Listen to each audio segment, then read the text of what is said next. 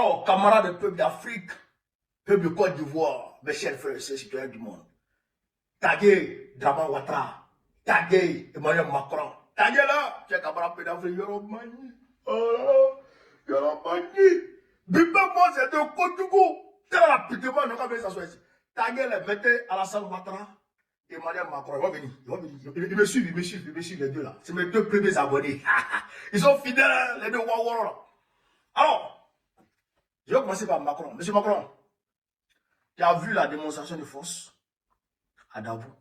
Tu as vu ce qu'on a réalisé à Dabou. Pas moins d'1,5 million personnes se sont rassemblées au niveau de l'aérodrome de Dabou, à environ 5 km de la ville de Dabou. Des personnes sont venues de Taï, de l'ouest de la Côte d'Ivoire, du fin fond de l'ouest de la Côte d'Ivoire. D'autres sont venus de l'est, d'autres sont venus du nord, d'autres sont venus du centre, de partout à travers la Côte d'Ivoire. Vous venez participer à cette fête de la Renaissance. Les gens ont pris de leurs moyens financiers, malgré les difficultés économiques que la Côte d'Ivoire rencontre aujourd'hui. Les gens ont puisé dans leurs réserves, au fond de leurs réserves, pour venir participer à cette fête pour leur amour pour la Côte d'Ivoire et pour Laurent Gbagbo, pour leur attachement à la liberté, pour leur attachement à la souveraineté. Ils sont sortis pour venir dire à Gbagbo Laurent, on est avec toi. Avant d'arriver sur Draman, je suis toujours avec Macron. Macron, quand il y a quelques mois de cela, avant d'arrêter Gala Kolibi, avant d'envoyer votre ambassadeur sur le président Laurent Gbagbo, vous avez demandé à votre ambassadeur en Côte d'Ivoire de convoquer Pierre Bali. Vous l'avez appelé, elle est arrivée. Votre ambassadeur lui a posé la question à savoir quelle est la personnalité politique qui pouvait faire sortir le monde en Côte d'Ivoire, qui pouvait créer des manifestations en Côte d'Ivoire, pour qui les Ivoiriens peuvent affronter les gorilles de Draman Ouattara, pour qui les Ivoiriens sont prêts à mettre leur vie en danger. Pierre Bali était clair. Elle a dit à votre ambassadeur que c'est Laurent Gbagbo. Et vous avez entendu. Et aujourd'hui, la preuve est là. Laurent Gbagbo, c'est le fétiche. Après Pierre Bali, vous avez appelé Gala Kolibi. Gala Kolibi, votre ambassadeur, il a fait appeler Gala Kolibi. Il a demandé à Gala Kolibi d'appeler un certain nombre de cyberactivistes. Et Gala Kolibi était le leader de ces cyberactivistes. Votre ambassadeur a discuté avec eux. Et il leur a demandé quelle est la personnalité politique. La même question qu'il a posée à Pierre Bali. Il a demandé quelle est la personnalité politique pour qui les Ivoiriens sont prêts à sortir. Et Gala Kolibi a dit c'est Gbagbo. Et tous les autres activistes ont dit c'est Gbagbo. Mais vous avez trahi Gala Kolibi. Parce que votre ambassadeur avait embobiné Gala Kolibi avec une histoire d'action commune que vous devriez mener pour la paix en Côte d'Ivoire. Mais ce jeu de dupe ne marche pas avec nous. Vous avez trahi Gala Kolibi. Vous avez embobiné Gala Kolibi. Et vous l'avez livré à Draman Ouattara parce que vous avez eu peur de sa force de frappe sur les réseaux sociaux. Monsieur Macron, un mois avant la tentative d'assassinat dont j'ai été victime par vos encagoulés et Draman Ouattara, bien sûr, parce que c'est vous deux qui m'avez raté. Vous m'avez fait appeler par vos agents de la préfecture à la personne de M. Manu Emmanuel et son acolyte Thomas de la préfecture.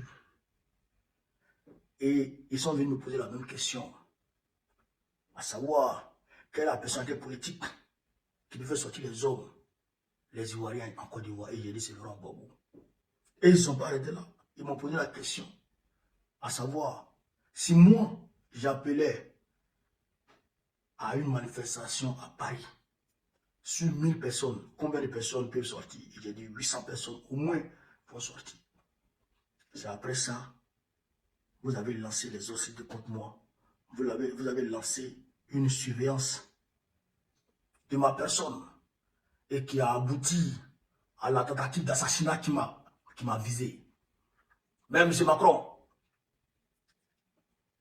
hier samedi 12, vous avez vu un peu la manifestation, la marche qui a débuté de place de Clichy à l'ambassade d'Algérie. Vous avez vu ou pas? Je suis efficace, même hors de la France. Même hors du territoire français, je suis efficace. Et les opérations vont se poursuivre en toute légalité sur le territoire français. Les manifestations vont se faire. Vous avez eu peur de ma force de frappe, de ma capacité mobilisatrice. Vous avez eu peur. Et c'est de cette même mobilisation, de cette même force de mobilisation que vous redoutez chez Gbagbo. Voilà aujourd'hui, petit Gbagbo a frappé à Paris. Laurent Gbagbo a frappé à Abidjan, à Dabou. Vous avez vu un peu que la mobilisation est innée chez nous. La mobilisation est innée chez nous au PPACI. On tape pas poteau. Et le 2 mai, vous allez voir ce qu'on va réaliser devant l'Assemblée européenne à Strasbourg. Vous allez voir un peu dedans. Vous allez voir un peu dedans. Les hostilités là, c'est lancé. Vous n'allez pas croire. Est-ce que vous comprenez, M. Macron? Pour dire quoi? Pour dire que la force de frappe de Gbagbo là, qui nous gère, nous tous, parce que nous tous sommes sous la base, travaillons sous la barrière, sommes sous la coupole de Gbagbo. Tous nous travaillons pour Gbagbo. Et donc, cette force de frappe dont dispose Laurent Gbagbo là, c'est pas du jeu. Et vous avez raison de redouter cette force de frappe. Parce que c'est vous, les Français, qui avez installé Ouattara. C'est vous qui l'avez mis dans valise, qui est allé bombarder le président Laurent Gbagbo. Président démocratiquement élu, vous l'avez bombardé. Vous l'avez sorti de son palais, de sa résidence, et vous avez installé Ouattara à sa place. Et donc aujourd'hui, Ouattara est en train de foutre la merde. Il est en train de foutre la merde. Et nos revendications sont claires. On ne demande pas la mer à boire. Non, ce n'est pas la mer à boire. Nous demandons une élection inclusive comme en 2010. A commencer par Soro Guillaume dedans. Il est sur la liste électorale, il doit être en Côte d'Ivoire. Blaise Bouté doit être sur la liste électorale, il doit pouvoir être candidat s'il le souhaite. Thiam doit être sur la liste électorale, il doit être candidat s'il le souhaite. Et le président Laurent Gbagbo doit être sur la liste électorale, il doit être candidat. C'est ce qu'on appelle élection inclusive. Au-delà de l'inclusivité de l'élection, la CEI de Koulibaly-Cubier, la CEI partisane, ne peut pas organiser les élections en Côte d'Ivoire, c'est mort. Donc il faut la remplacer, il faut changer cette CEI. Ça fait deuxièmement, ça fait deux. Troisièmement, il faut soumettre à un audit international la liste électorale. Cette liste électorale qui contient 6 millions de personnes illégalement inscrites ne peut pas organiser une élection. Une liste électorale où des gens sont déjà décédés, mais qui se lèvent de leur tombe, pour venir s'inscrire sur la liste électorale, ça ne peut pas organiser l'élection. Ça fait 3. 4. Alassane Ouattara ne peut pas faire 4 mandats dans notre pays. C'est mort. Voilà nos revendications. Comme c'est vous qui avez pris Draman, vous pouvez l'installer en Côte d'Ivoire. Donc peut-être que vous avez toujours une influence sur lui. Et vous pouvez lui dire de quitter. Parce que tout ce que Draman va faire, à travers Draman, c'est vous nous voir. Toutes les bêtises que Draman est en train de faire là, les conneries que Draman est en train de faire là, c'est vous, la France, que nous on voit. Et quand les hostilités vont démarrer, les dérives peuvent toucher vos intérêts. Il ne dit pas qu'on va se diriger contre vos intérêts, non. Mais comme le peuple de Côte d'Ivoire sait que c'est vous qui avez installé Ouattara, à l'instar des Sénégalais, en 2022, là, il peut y avoir des dérives au niveau de la Côte d'Ivoire. Et vos intérêts peuvent être touchés. Ça, je vous le dis clairement. Parce que nous là, à travers le drama, c'est vous nous voit. Donc ça, si vous avez encore de l'influence sur les gars, pour ne pas que vous et nous, on se sépare en queue de poisson. Et que ça disjoncte grave en Côte d'Ivoire. Je crois qu'on peut sauver les meubles. Je crois qu'on peut sauver les meubles. Donc, si vous pouvez faire pression sur lui, faites pression sur lui. Parce que nous, le peuple de Côte d'Ivoire, nous n'allons pas nous laisser faire. Le président Gbagbo l'a dit, on ne veut pas de cette suie. On est déjà sorti de la suie. Et le PDG nous a suivis. On est déjà sorti de la suie. On ne veut pas de cette suie. Mais il va avoir élection. Il va avoir élection. On va se battre pour qu'il y ait élection. À la date est prévue. Et pour que les Ivoiriens puissent choisir celui qu'ils veulent. Voilà. Ça, là, c'est une réalité. Donc, il a dit que le comité central va se tenir dans 2 semaines. Dans 2 semaines, le comité central va se tenir. Et à l'issue du comité central, des mots d'ordre seront lancés. Donc, dans 2 semaines, ça peut péter. Et maintenant, on n'entend plus. On n'est plus à l'aide des négociations. On est à l'aide maintenant des actions. On est à l'aide des actions, maintenant. Voilà. Si le travail veut dialoguer, on va l'écouter. On va d'ailleurs l'écouter. Mais nous, on continue. On continue. Voilà la réalité, M. Macron. Il faut dire ça à Sarkozy, qui a voulu vitrifier Gbagbo pour installer Ouattara. Et qui, grâce à Dieu, Gbagbo n'est pas mort. Mais il a pu quand même installer Ouattara.